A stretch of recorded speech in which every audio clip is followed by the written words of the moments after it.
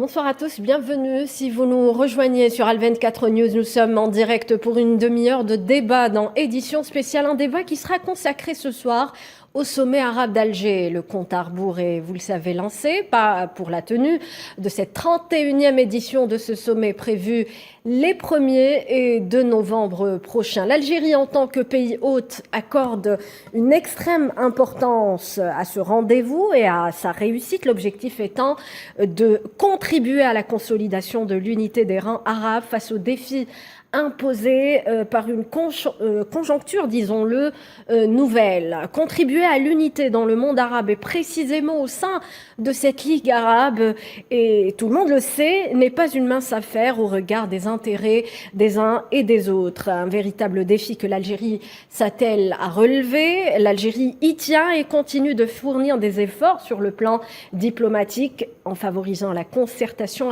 et en multipliant les consultations avec ses partenaires du monde arabe afin de faire de ce sommet un succès. Nous allons justement faire le point sur tous ces axes, les avancées, mais aussi les entraves auxquelles se trouve confronté ce sommet avec nos invités. Hassan Qassimi, bonsoir. Expert en géopolitique, Bonsoir, merci d'être notre invité. Abdelhak Mekki, politologue, spécialiste en relations internationales, est également notre invité. Bonsoir, monsieur Mekki. Bonsoir, madame. Alors, en évoquant les entraves, justement, il y avait au cœur du débat cette lancinante question sur l'éventuelle reprise de la Syrie de son siège au sein de la Ligue arabe. La question semble avoir été, en tout cas, tranchée hier lors d'un entretien téléphonique entre le ministre des Affaires étrangères Lamtan Lamamra et son homologue syrien Faisal Mekdad. Damas qui préfère cette fois-ci que la question ne soit pas abordée durant le sommet d'Alger. Quelle est votre lecture sur cette décision, Abdelhak Mekki?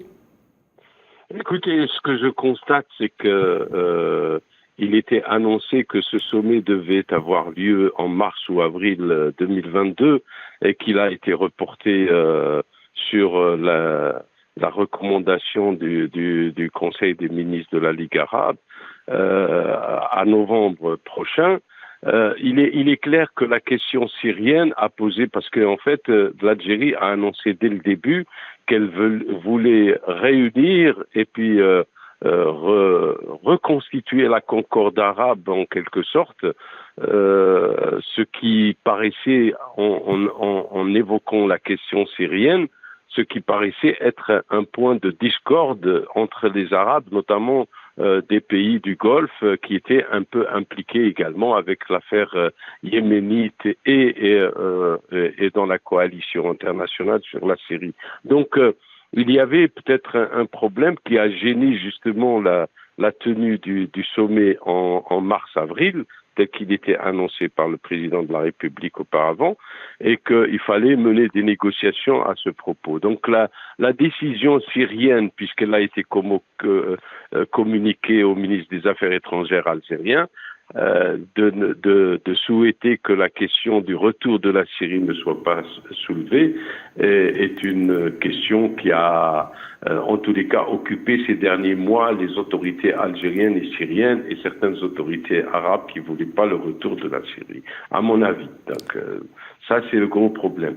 Maintenant, il est clair que il reste il faut quand même, malgré cette décision syrienne, il faut que le sommet ait des résultats probants sur la reconstitution de l'unité, ce qui est déjà un autre problème. Oui. Je pense qu'on en parlera dans quelques instants également. Alors, on va justement recueillir le point de vue de monsieur Hassan Qassimi sur cette décision de la Syrie de ne pas évoquer ou de ne pas soulever la reprise de son siège au sein de la Ligue arabe lors de ce sommet d'Alger. Comment vous le voyez? Comment vous l'analysez, monsieur Qassimi? Au sujet de ce qu'on vient d'apprendre, au sujet de la décision de la Syrie, à travers le ministre des Affaires étrangères qui a pris contact avec notre ministre des Affaires étrangères, M.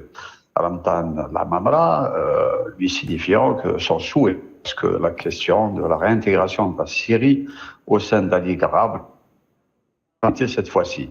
Donc, au sujet de cet événement et de cette évolution, nous pouvons peut-être faire plusieurs lectures. Oui. D'abord, la question syrienne a été déjà dans les tractations, dans les différentes relations qui ont été faites par l'Algérie avec nos partenaires de la Ligue arabe, les chefs d'État et rois. La question syrienne a été discutée. Et bien sûr, il y a eu plus ou moins un accord tacite à ce que cette question soit inscrite à l'ordre du jour et qu'elle soit discutée lors de la réunion de la Ligue arabe du 1er et du 2. Maintenant, quelque chose de surprenant qui arrive et qu'on enregistre, c'est que il y a des événements très très importants et qui sont en train d'évoluer dans l'ombre de certaines officines, bien sûr, mal intentionnées, de certaines officines subversives, de vouloir utiliser la question syrienne pour faire capoter le sommet de la Ligue arabe du 1er et du 2 novembre. Bon, la décision qui a été prise par la Syrie est une décision qui est sage, mûrie, et ce qu'on comprend et expliquer, c'est que son objectif, c'est d'éviter de faire capoter la réunion d'Alger qui doit se tenir le 1er et le 2. Et là, mais cela, je dois vous dire une chose, c'est que même si ce point ne sera pas inscrit à l'heure du jour, croyez-moi que la question syrienne sera examinée, bien sûr, ce sera un point qui sera discuté par les différentes parties, parce qu'il n'y a, pas encore, malheureusement, de consensus sur la question. Bien sûr, quand on donne des questions, il y a des questions très très importantes qui seront également discutées lors de cette réunion et qui, bien sûr, l'Algérie est en train de mobiliser beaucoup de moyens pour faire de cette réunion. N'oubliez pas que la réunion de la Ligue arabe ne s'est pas tenue depuis 3 années. Oui. Donc, et au cours de ces 3 années, il y a eu des événements très dangereux, très graves qui se sont déroulés sur le plan régional, oui, aussi bien au Moyen-Orient qu'ailleurs dans le monde. Et là, je crois que c'est une réunion très très importante. Oui. L'Algérie a pour objectif de faire de cette réunion une réunion de réconciliation, une réunion de consensus, oui, et surtout, proposer une nouvelle démarche sur le plan politique, une nouvelle démarche sur le plan diplomatique, oui, pour permettre aux pays arabes, bien sûr, de prendre en charge, quels que soient les antagonismes que nous enregistrons sur le plan politique.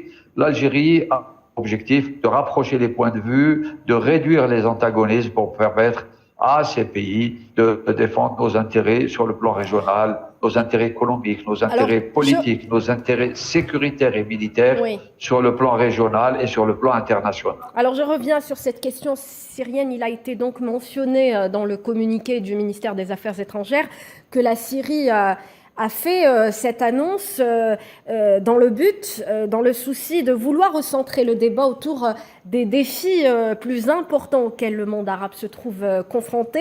On va en savoir plus sur l'essentiel de ces défis, mais avant, vous l'avez dit, vous l'avez mentionné, Monsieur Hassan Qassimi, l'Algérie se trouve au centre des regards du monde arabe avec la tenue de ce sommet. L'Algérie souhaite en faire un succès. Abdelhak Mekki, sur ce point, un succès doit être tributaire des décisions auxquelles aboutira le sommet. Tout à fait. Mais toutes les décisions seront difficiles à obtenir au moment des négociations ou de la tenue du sommet.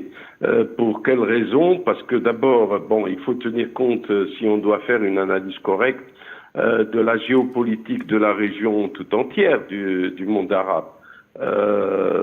Nous voyons qu'il y a des accords entre Irakiens, des accords entre Libyens, des accords ici et là entre d'autres pays avec la question du Tataboua, etc. Donc nous allons avoir un sommet difficile qui doit enfanter en quelque sorte une nouvelle stratégie arabe, ce qui sera encore plus compliqué parce que n'oublions pas que la Ligue arabe, elle avait, au moment de sa création, des forces centripètes et des forces centrifuges. Et qu'aujourd'hui, des forces centripètes sont beaucoup plus importantes qu'il y a 70 ans, ou même plus, 77 ans, et que de ce fait, nous avons à la fois un Irak qui est déchiré, Oui. une Syrie encore déstabilisée, des problèmes de conflit sur la question du Tatabbo, tout ce qui s'ensuit. Donc Oui. la négociation va être âpre, difficile à faire aboutir, que par des compromis et surtout par une dextérité négociative qui permettrait justement de sortir avec un projet réel du monde arabe. Or, ce que je constate, c'est que en fait, la Ligue arabe est une des premières organisations qui a été créée après l'ONU, d'accord, dans le monde, et que finalement, elle avait devancé même l'Union européenne puisque elle avait en quelque sorte, agiter le drapeau de l'Union économique, etc., en 1952. Nous ne voyons pas une Union économique depuis 1952. Nous n'avons pas vu, à l'exception de 1973, une unité arabe dans l'action à la fois internationale et régionale. Nous n'avons pas vu non plus le statut personnel sur le plan juridique pour que tous les Arabes aient le même statut personnel du point de vue juridique. Donc il y a plusieurs projets qui ont été proposés, mais dans la réalité, rien n'a abouti réellement. C'est-à-dire les conditions de vie des citoyens arabes n'ont pas changé malgré tous ces projets que je viens de citer, et que de ce fait, on peut avoir une décision qui peut paraître un succès en soi-même à Alger, mais l'essentiel, vu la pratique de ces 77 ans, l'essentiel est de savoir est-ce que nous allons appliquer ce qui va ressortir du sommet d'Alger d'une manière sérieuse, de façon à changer les conditions des peuples arabes à la fois, mais en même temps de leur donner un projet de reconstruction réelle. Nous l'avons vu avec la zone de libre-échange. En fait, elle existe depuis 2009. Quel est le résultat? Ça n'est pas un grand résultat. C'était un résultat au niveau de la négociation. C'était un résultat au niveau du projet. Mais dans la pratique, nous avons des difficultés. Si l'on va faire l'analyse de l'évolution du commerce interarabe, on va se rendre compte qu'il est encore trop faible pour en parler et pour qu'il ait une influence sur le plan international. Justement, l'Algérie, sur la politique commerciale. L'Algérie aspire à travers ce sommet d'Alger de booster ou de réactionner l'action arabe commune. Hassan Qassimi, on peut dire que ce succès, on l'a dit, est tributaire des décisions auxquelles aboutira le sommet. À votre avis, Hassan Qassimi, les gouvernements arabes sont-ils prêts à laisser leurs différends de côté et penser à l'intérêt collectif de leur population, des populations du monde arabe? Vous savez, c'est une réunion où le terrain est semé d'embûches. Croyez-moi qu'il y a certaines parties qui sont aussi là, et dans notre pays, et sionistes et le Makhzen sont en train de travailler avec beaucoup d'ardeur pour essayer de torpiller cette réunion. Et d'ailleurs, je dois vous dire aussi qu'il y a des informations qui circulent et qui font que le Makhzen est en train de préparer, et il a l'intention de préparer une réunion parallèle des États normalisateurs qui ont signé l'accord d'Abraham et qui voudraient parallèlement à cela essayer de torpiller la réunion du 1er et du 2 novembre qui sera tenue à Alger. Mais là, je dois ouvrir une parenthèse importante pour vous dire que l'expertise de la diplomatie algérienne et que l'Algérie est sur une trajectoire politique et diplomatique ascendante et très forte, qui a permis à notre pays, bien sûr, et vous avez dû certainement le constater sur le plan régional et international, que l'Algérie a de plus en plus de crédit. C'est un pays qui est respecté, qui est écouté. Vous avez vu le balai diplomatique de personnalités sur le plan international qui viennent en Algérie. Et là, croyez-moi, ce ne sera pas sans effet. Et dernièrement, la dernière visite du représentant de l'Union européenne pour les affaires étrangères, Borrell, qui vient encore en Algérie après la visite du président français, après la visite du Premier ministre éthiopien. Et là, croyez-moi que l'Algérie est au centre d'une évolution régionale et internationale qui fait que notre pays devient influent. Et je suppose que malgré la difficulté de cette entreprise de réunir un monde arabe qui n'a jamais été aussi divisé, un monde arabe qui, pratiquement au Moyen-Orient, vous voyez la situation du Moyen-Orient qui pratiquement, où pratiquement il y a le feu qui couvre un peu partout. Vous avez le Liban qui est dans une situation explosive, la Syrie qui n'a pas encore restauré sa stabilité, sa sécurité. L'Irak, vous avez vu maintenant, il y avait les conflits chiites et sunnites. Maintenant, c'est les chiites qui sont en train de s'entretuer entre eux. Donc, et vous avez aussi le grand conflit du Yémen, où on a à peu près 400 000 morts. Et là, ça épuise un peu toutes les économies de l'Arabie saoudite et des Émirats arabes unis qui sont sur le point économiquement de s'effondrer. Et vous devez savoir que c'est des pays, même s'ils sont riches, c'est des pays qui sont fortement endettés. Je ne parlerai pas de l'Égypte, qui est pratiquement dans une situation économique de faillite, avec 150 milliards de dollars. Et il est dans une situation de remboursement de l'équivalent de 40 milliards de dollars d'ici la fin de l'année. Donc, c'est un pays qui peut se retrouver dans une situation économique très, très difficile, insupportable.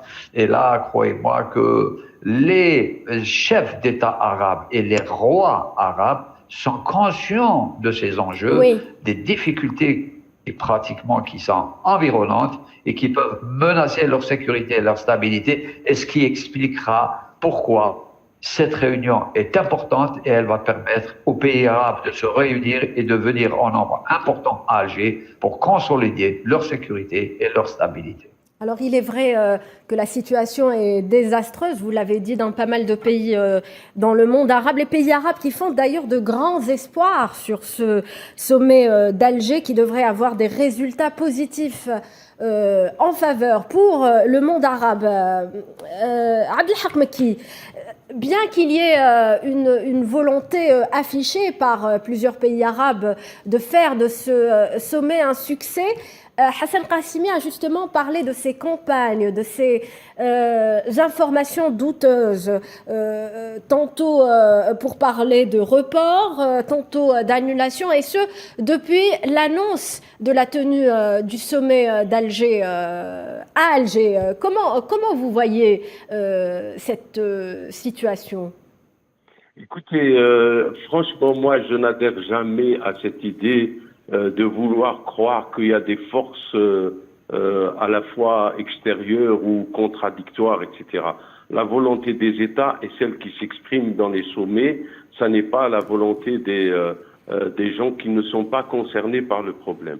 Je tiens juste à rappeler l'histoire de la Ligue arabe, c'est-à-dire toutes les réunions au sommet. Il y a eu de grandes difficultés. On a vu des chefs d'État qui se sont traités de sobriquets, etc., etc. Donc la question n'est pas de dire bon, il y a des forces qui ne veulent pas qu'il y ait un succès.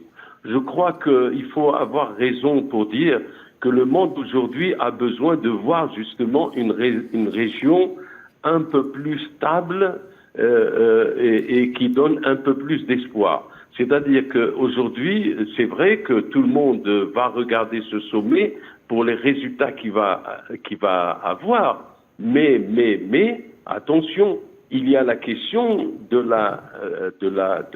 du suivi de ce sommet. Il y a la question de la réalisation. D'abord, c'est au niveau simplement des peuples arabes, d'accord ? Les peuples arabes, s'il y a un projet nouveau, attendent qu'il y ait des résultats sur le terrain, c'est-à-dire un changement radical de la situation que nous connaissons depuis quelques années, d'une part. de leur vie, de leur propre vie. Or, ni économiquement aujourd'hui, à l'exception de quelques pays comme le Qatar ou comme notre pays qui peuvent bénéficier justement des effets de cette crise ukrainienne ou russo-ukrainienne à cause du fait qu'ils sont producteurs de gaz. Donc, il y a des possibilités, effectivement. Mais aujourd'hui, il y a des difficultés d'ordre politique qui sont beaucoup plus compliquées à résoudre dans la mesure où pour avoir l'union, il faut un Irak stable, Justement. il faut une Syrie stable, où il faut, c'est-à-dire, je tiens du projet de raffermir l'union. Donc, il faut un Yémen stable, etc. Et, un Yémen stable, une question palestinienne également qui reste en suspens. Voilà, comment obtenir ce consensus autour de ces dossiers importants? Moi, je pense que effectivement, probablement le gouvernement, en tous les cas, on nous a pas dit quelle est la nature du projet, à part de dire voilà, nous allons essayer de réunifier le monde arabe. La réunification en elle-même est compliquée aujourd'hui, étant donné qu'à l'intérieur des pays comme la Libye ou comme l'Irak, les Irakiens et les Libyens eux-mêmes ne sont pas d'accord sur leur projet de société. Donc comment ils vont être d'accord sur une réunification alors qu'ils parlent de langues différentes, alors qu'ils sont tous citoyens d'un même pays. Donc toute la question est quel est le projet réel que va présenter l'Algérie? Si c'est comme la réunification des partis palestiniens, il est facile de dire, bon, voilà, le projet pour les Palestiniens, il est clair, c'est d'avoir un État palestinien, et donc le monde arabe va doit affirmer cette position et la conduire à son terme auprès des Nations Unies et auprès des organisations internationales et agir dans son influence auprès des États amis ou même des États qui sont opposés à certaines questions telles que la question palestinienne. Donc le problème est là. Il n'est pas dans le fait de faire une déclaration que nous voulons un sommet à succès. Le problème est quel est le changement qu'on va avoir concrètement dans les mois qui viennent, dans les années qui viennent. Et là, je suis désolé, il y a un peu de scepticisme. Pour quelle raison? Parce que la situation du monde arabe aujourd'hui, tel qu'il est, je ne parle pas d'un pays qui a une influence par rapport à d'autres, mais tel qu'il est, et nous voyons, je tiens à dire, l'échec de la prise de la direction générale de l'UNESCO est dû, il y avait des candidats arabes, est dû à des États arabes. On va revenir sur les défis, Monsieur Mekki. Monsieur Hassan Qassimi, vous voulez peut-être réagir à ce que vient de dire Monsieur Mekki? Oui, bien sûr. Ce que je voudrais dire à ce sujet, que vous savez, dans les organisations internationales, continentales ou régionales, vous avez toujours des interférences étrangères. Ça, surtout quand il s'agit du Moyen-Orient, qui est une région connue comme étant une région les plus riches du monde, avec du gaz et du pétrole, et vous ne pouvez pas imaginer un instant qu'il n'y ait pas d'interférences étrangères. Donc, surtout aussi, on va revenir à l'ordre du jour de la Ligue arabe, c'est des points très très importants, la réconciliation palestinienne, on discutera certainement de l'occupation des territoires occupés, la question des droits de l'homme en Palestine, on soulèvera le dossier du Yémen, et aussi il y a un autre dossier très très important, c'est le barrage de la Renaissance. Il y a un gros litige qui est en train de couver, qui risque d'évoluer vers des confrontations brutales et douloureuses entre l'Égypte, l'Éthiopie et Soudan. Là, c'est des sujets sur lesquels il y aura sans aucun doute des interférences étrangères, pour la simple raison que les intérêts sur le plan régional, c'est des intérêts qui sont très très importants. Il y a des intérêts économiques très très importants. Pratiquement le défi de la réunion qui doit se tenir à Alger le 1er et le 2, c'est d'arriver à construire un consensus sur des problématiques très très importantes. Comment défendre les intérêts des pays arabes, comment organiser la représentation arabe au niveau régional ou international, ou alors peser de tout son poids pour être présent au niveau du Conseil de sécurité. Donc, ce sont autant de optimiste, problématiques. Monsieur Hassan Qassimi, pour justement arriver à ce consensus? Est-ce que vous êtes optimiste, vous, en tant qu'observateur, de ce qui se passe actuellement dans la région? Écoutez, moi je suis réaliste. L'optimisme, c'est un sentiment. Donc, sur le plan de l'évaluation des événements et comment nous allons les projeter lors de la réunion du 1er et du 2, je vous l'ai dit tout à l'heure que le terrain est parsemé d'embûches, mais les autorités algériennes ont fait toutes les évaluations sur tous ces dossiers. Et je pense que notre diplomatie, notre capital, notre expérience, la crédibilité des pouvoirs publics et de l'Algérie feront en sorte que cette réunion, il y aura au niveau des résolutions, il y aura des résolutions très importantes, il y aura des consensus, il y aura bien sûr certains points sur lesquels il y aura toujours des désaccords et c'est quelque chose de tout à fait normal. Et l'Algérie n'a pas l'intention de régler tous les problèmes du Moyen-Orient ou du monde arabe lors de la réunion du 1er et du 2, mais le plus important, c'est d'aller vers une démarche consensuelle, c'est de réduire un peu les confrontations, d'aller vers une nouvelle stratégie diplomatique où on pourra peut-être défendre mieux nos intérêts et éviter un peu les interférences étrangères dont l'objectif est de diviser les rangs et d'affaiblir et de nous affaiblir. Donc l'objectif, c'est de consolider, c'est de réconcilier et d'aller vers des résolutions qui soient très fortes dans l'intérêt du monde arabe. Très bien. On va enchaîner en revenant justement sur les défis du monde arabe dans un contexte international nouveau. Abdelhak Mekki, il y a en ce moment donc ce conflit ukrainien, des bouleversements géopolitiques. Les pays arabes sont appelés à s'imposer, à se positionner ouvertement sur certains dossiers liés à l'actualité internationale. Oui, peut-être que c'est cette donne-là qui peut permettre de sortir avec un projet réel du monde arabe. C'est-à-dire qu'aujourd'hui, la réunion d'Alger doit s'inscrire à l'intérieur de la crise mondiale.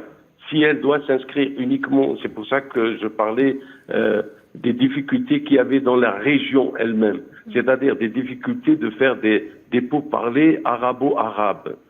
En fait, si on doit s'inscrire à l'intérieur de la crise mondiale actuelle, qui peut déboucher sur des situations beaucoup plus complexes, il va falloir définir une stratégie réelle de ce que devait être le monde arabe et surtout qu'on doit le savoir très bien, puisque nous avons eu, ça expliqué, Picot, nous avons eu Israël, etc., etc. Oui. Quelles seraient les conséquences sur le monde arabe aujourd'hui de cette crise? Et quelle est la position réelle que doivent avoir unanimement tous les pays arabes vis-à-vis de ce conflit?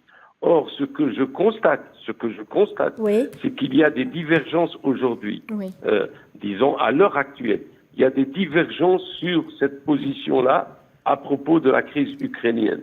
On voit par exemple la décision que je salue d'ailleurs, la décision de l'Arabie Saoudite de vouloir faire payer son pétrole en yuan chinois. Oui. Et on dit, eh ben voilà, ça contribue à l'émergence d'un monde multipolaire, effectivement. Parce que, en fait, elle ne va plus être payée en dollars et donc elle sort même de l'embargo qu'a décidé les États-Unis ou autres, parce qu'en fait, elle n'est plus payée en dollars. Donc si on arrive à des attitudes unitaires vis-à-vis de ce qui se passe dans le monde. Parce que le problème de la Ligue arabe, elle n'a pas marché depuis sa naissance, elle n'a donné aucun résultat. L'année de 73 est une année exceptionnelle parce que c'est le non-alignement qui a un peu conduit le monde arabe à prendre une position claire, d'accord, sur la question israélienne et sur l'embargo pétrolier. D'accord, oui. Ça n'a pas été décidé auparavant, malgré le harcèlement de Gamal Abdel Nasser, qu'il ait créé le Congrès arabe, ou qu'il ait encouragé la création On arrive de pratiquement à la l'OPAEF. fin de l'émission, monsieur Mekki. Je vais donner le dernier mot à monsieur Hassan Qassimi sur ce point, justement. Vous savez, les chefs d'État et rois arabes sont fortement conscients de la nécessité d'aller en force pour envisager l'avenir immédiat qui va se poser en termes très forts. Et croyez-moi que l'année 2023, ce sera une année sur le plan économique pour beaucoup d'États qui sera insoutenable. Il y a des défis alimentaires, des défis sécuritaires, des défis aussi climatologiques qui vont provoquer pratiquement des famines à grande échelle dans beaucoup de pays, notamment dans des pays arabes et en Afrique.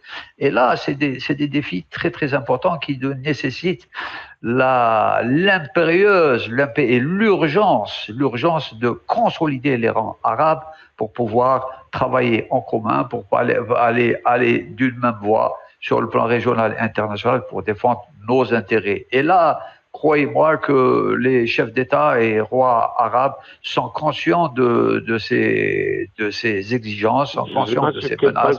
Et je pense que ce sont ces facteurs-là qui vont faire de la prochaine réunion une réunion qui sera très, très, très importante, où il y aura beaucoup, beaucoup d'enjeux. Et sur la question ukrainienne, je suis sûr qu'au niveau des résolutions, la Ligue arabe ne prendra pas parti pour un camp ou un autre. Et je pense que la Ligue arabe et les rois et les chefs d'État se mettront du côté de la légalité internationale et de la Charte des Nations Unies pour que ce problème soit réglé de pacifique, diplomatique.